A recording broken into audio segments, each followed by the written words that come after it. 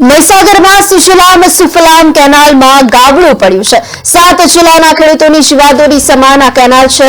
ઘઉં, ચણા અને મકાઈ જેવા પાકો ધોવાઈ ચૂક્યા છે। કાનપુરના બામરોડા ગામ પાસેની ઘટના છે। ખેતરોની સાથે બામરોડા ગામના ચમાર ફળિયા સુધી પાણી પહોંચી વળ્યા છે। મહીસાગર જિલ્લાના ખાનપુર તાલુકામાં સુજલામ સુફલામની મુખ્ય કેનાલમાં ગાબડું પડતા ખેતરોમાં પાણી ફરી વળ્યા છે। ખેડૂતોના પાક ધોવાઈ જતા ખેડૂતોને રોવાનો વારો આવ્યો છે।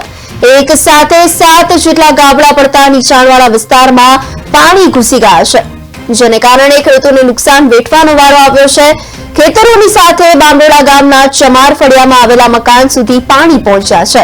જિલ્લા પ્રશાસન દ્વારા સત્વરે કેનાલ બંધ કરવા માટેની માંગ કરવામાં આવી છે।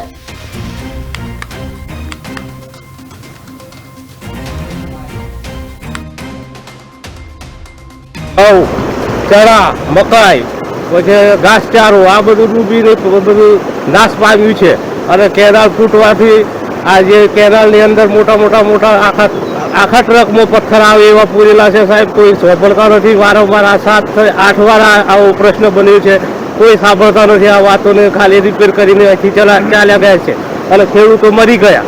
કાયમ વારંવાર આવું નુકસાન હવે કઈ રીતે? કેનાલ ફૂટવાથી અમે અત્યારે 4 વાગ્યાના અહીંયા ઊભા છીએ। કેનાલવાળા કોઈ આવતા નહીં। અમારો શિયાળાનો પાક છે એ બધો પાણીમાં ડૂબવાથી અમે આગળ જાણકારી કરી છે, પણ કોઈ આવતા નહીં। એના કારણે અમે અહીંયા બધા ઊભા છીએ, જાણ કરીએ છીએ।